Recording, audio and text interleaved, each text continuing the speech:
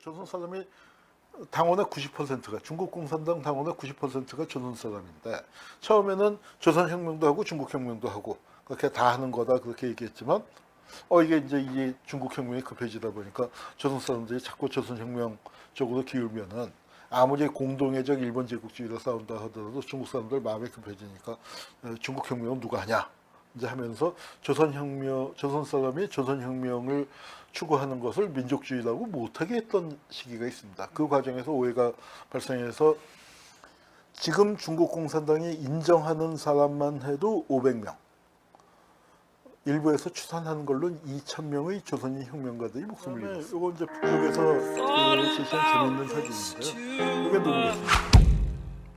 자, 우리 지금 문재인 대통령 그 부인이 김정숙 여사 아닙니까? 근데 북에도 김정숙 여사가 있어요. 김일성의 부인이 김정숙입니다. 항일팔 재단 대원활동, 즉 바로 김정은의 친할머니죠. 그런데 이제 이분이 지하공작원을 했다는 거예요. 광선 사진관이라는 곳에서 사진을 찍었는데 이게 이 광선이라는 이름이 조선의 광복아니에요. 그리고 그 사진을 찍을 때 이렇게 조선이 지금은 일제히 이 말발과 아래 짓밟혀 있지만 조선에 해가 떠오른다. 그래서 이 신갈파라는 곳, 이곳이 아까 저 사진에서 보셨습니다만 여기 보면은 김정숙 읍이라고 돼 있죠. 김정숙 읍이라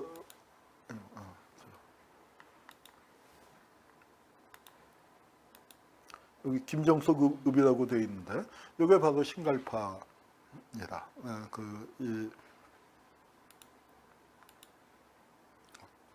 또 이게 또 뭘 잘못 눌렀네.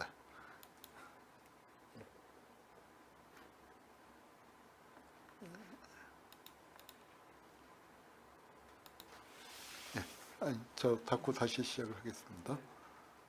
이게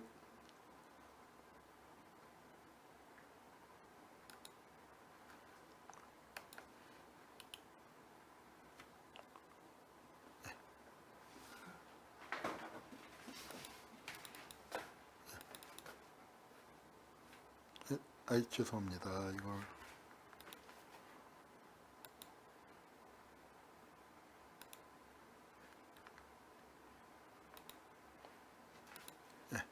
신갈파에 지하 공작을 하고 있을 때죠. 그러니까 김정숙은 국내로 들어와서 공작을 하고 있었던 것이고 또 만주 쪽에도 여러 공작원들이 파견돼서 제만한 이 조국광복회 조직을 만들고 있었는데 이 배경이 되는 얘기는 나중에 이제 김일성 그 이야기를 좀 길게 할 때 하도록 하고 오늘은 보천보 얘기에 좀 집중하겠습니다. 요거 또 이제 자 여기 이제 김일성의 중국인 동료인데요. 여기 조구간이라는 사람입니다. 학사모를 쓰고 있죠.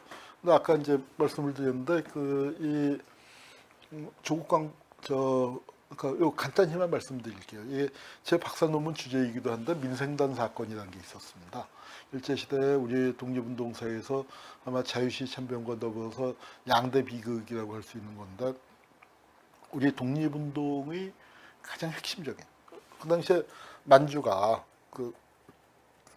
이 독립운동의 최전선이었잖아요. 그리고 1930년대가 되면은 바로 이제 우리 민족주의 계열의 독립운동은 만주에서 철수해 버립니다. 한국 독립군 이청천 장군이 이끌던 한국 독립군의 본토로 퇴각을 해버리고 만주에는 이제 중국 공산당이 주도하는 항일 유격대가 출현을 했는데 이 항일 유격대의 핵심 세력이 민생단 사건으로 뭐 다 죽었다 해도 과언이 아닙니다. 그건 제 박사 논문이고 그렇게 죽은 데서 살아남은 게 김일성이에요. 그래서 살아남은 그 세력을 갖고 이제 하게 되는데 뭐 얘기를 하자면 복잡합니다만 간단히 얘기하면 중국 공산당이 한국의 민족주의를 좀 박해한 셈입니다. 이건 간단히 얘기가 참 어려운 복잡한 게 얽혔는데 왜냐하면 중국 공산당 입장에서는 만주에서 공산당 조직이 중국 혁명을 했으면 좋겠는데 안타깝게도 만주에 있었던 그러니까 중국 본토에서는 중국 공산당이 조직 활동을 잘 했는데 만주에서는 다 실패해 갖고 이 만주의 중국 공산당 조직은 당원의 90% 이상이 조선 사람이에요. 근데 조선 사람은 조선 혁명을 하고 싶지 않았을 하고 싶어 하지 않았겠습니까? 근데 조선 사람이 당원의 90%가 중국 공산당 당원의 90%가 조선 사람인데 처음에는 조선 혁명도 하고 중국 혁명도 하고 그렇게 다 하는 거다 그렇게 얘기했지만 이게 중국 혁명이 급해지다 보니까 조선 사람들이 자꾸 조선 혁명 쪽으로 기울면은 아무리 공동애적 일본 제국주의로 싸운다 하더라도 중국 사람들 마음이 급해지니까 중국 혁명은 누가 하냐 이제 하면서 조선 사람이 조선 혁명을 추구하는 것을 민족주의라고 못하게 했던 시기가 있습니다. 그 과정에서 오해가 발생해서 지금 중국 공산당이 인정하는 사람만 해도 500명, 일부에서 추산하는 걸로 2,000명의 조선인 혁명가들이 목숨을 잃었습니다. 아주 비극적인 사건이죠. 근데 이제 그 가해자가 좀 복잡한데 중국인들이 죽인 것만은 아니에요. 가해자는 조선 사람이 더 많습니다. 조선 사람들끼리 의심하고 죽이고 이제 한 게 그 많았는데 그 사건으로 이제 뭐 그 항일 대화가 완전히 깨졌죠. 그랬다가 여기 남호두 회의라는 게 있는데 하여튼 얘기는 복잡한데 김일성도 중요한 역할을 하게 됐고 김일성이 하여튼 어떻게 조선 사람이 조선 독립운동을 못한단 말이냐 그리고 왜 조선 사람이 다 일본 놈 스파이란 말이냐 그 항의를 했고 그런 항의가 모스크바까지 접수가 되는 겁니다. 그래서 모스크바에서 결정이 내려져서 야, 조선 사람이 조선 독립운동 하는 거 당연하잖아. 그 조선 사람 그거 못하게 하지 마. 이제 쉽게 얘기해서 이런 식의 이 결정사가 도달을 해서 이제 그때부터 비로소 조선 사람이 다시 조선 운동을 하게 되는 독립운동을 할 수 있게 되는데 저게 36년 2월이에요. 2월. 그러니까 보통 그 민생단 사건이 32년부터 시작이 됐거든요. 그러니까 만 4년 동안 조선 사람들이 조선 독립운동을 할 수가 없었어요. 그래서 국내 진공작전도 못했었던 겁니다. 우리 중국 공산당 만주성이 산하로 이제 우리 조선인 유격대들이 다 재편이 됐는데 그 재편된 사람들이 국내로 들어오질 못하는 거예요. 그렇게 돼 있었다가 이제 남호도 회의 결정이 내려지니까 조선 독립운동 해도 좋다.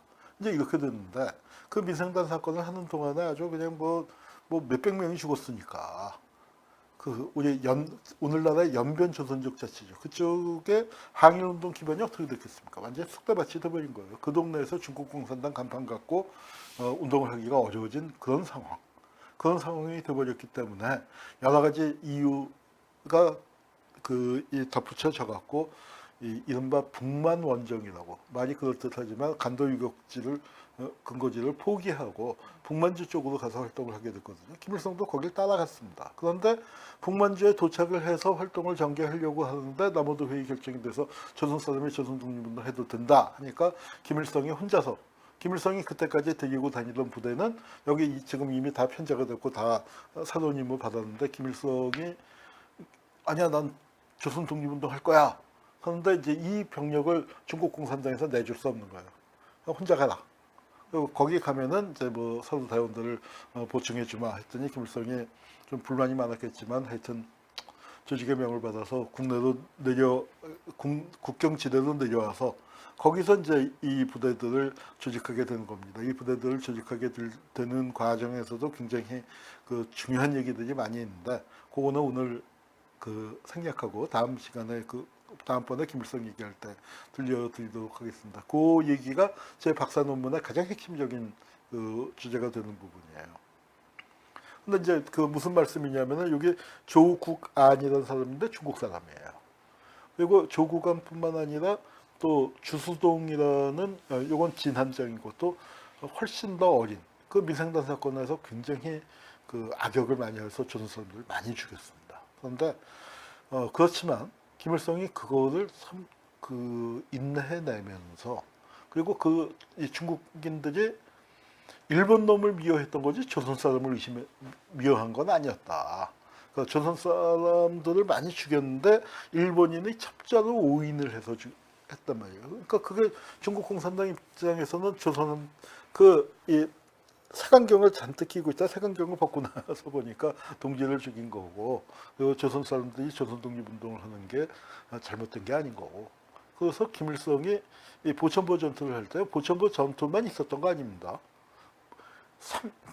이 유격대 사단이 세 개가 움직여요.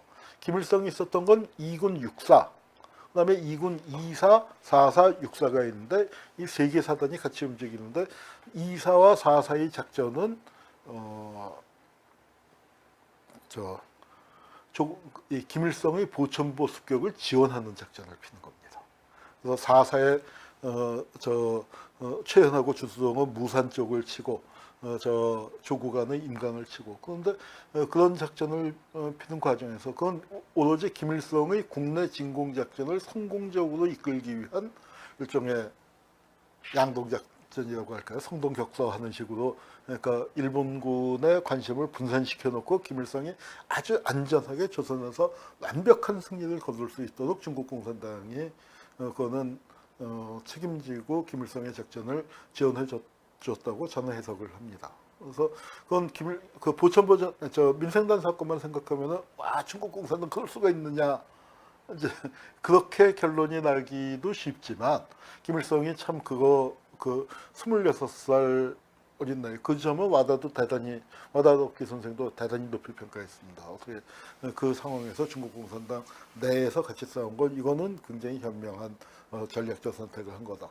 민족적으로 본다면 갈라쓰는 게 맞을 정도로 조선인과 중국인의 관계가 악화됐었거든요. 근데 김일성 그거를 분리를 안 시키고 동북강일연군이라는 그 체제하에, 그 당시엔 동북인민혁명군이었죠. 그 안에 같이 있는 거예요. 그러면서 조선 사람 많은 동네 가서는 조선인민혁명군이라고 하고 고려홍군이라고 하고, 그리고 중국 사람 많은 동네에 가서는 동북인민혁명군으로 또 행세를 하고 그렇게 싸우는 거죠. 이제 그래서 그 동북인민혁명군이 행세를 하다가 제가 급하게 준비하다가 주수동 사진은 못 구했는데 그 주수동과 조국안 둘 다 사장이에요. 김일성하고 중국 공산당 내에서 그 당시에 1936년 당시에 같은 급이었습니다. 유격대 내에서. 그런데 두 명이 전사를 해요.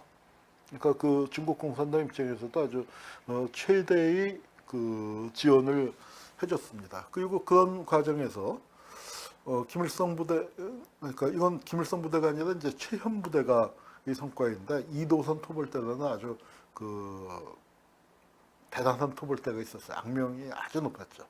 아주 악명 높은 토벌대가 있었는데 그 토벌대를 섬멸하는 성과를 거뒀고, 그러니까 이 만주 일대에서는 굉장히 악명 높은 부대였는데 최현 부대는 저기를 깨뜨렸고, 지난 작년에 수업하다가 끝나고 난 다음에 깜짝 놀랐는데 그 이도선 토벌대 얘기를 수업 시간에 학생들한테 항의부장처럼 얘기를 하면서 했는데 웬 학생 하나가 나오더니 자기의 그 외종조부라는 거예요. 그 외할머니한테 얘기를 들었고 이도선의 동생의 외손자. 그래서 자기는 그래도 좀 그 애국자 중요 인물로 들었었는데, 아니 그래서 하여튼 뭐 제가 이제 연구실 데리고 와서 그 있는 자료들 다 찾아서 보여주고 이제 이거는 이렇게 된 거다 해서 그 친구들 이제 참 굉장히 괴로워하면서도 납득을 하고 아주, 근데 그 할아버지와는 달리 아주 건강하게 잘 자란 것 같더라고요. 이제 그런 일이 있었습니다.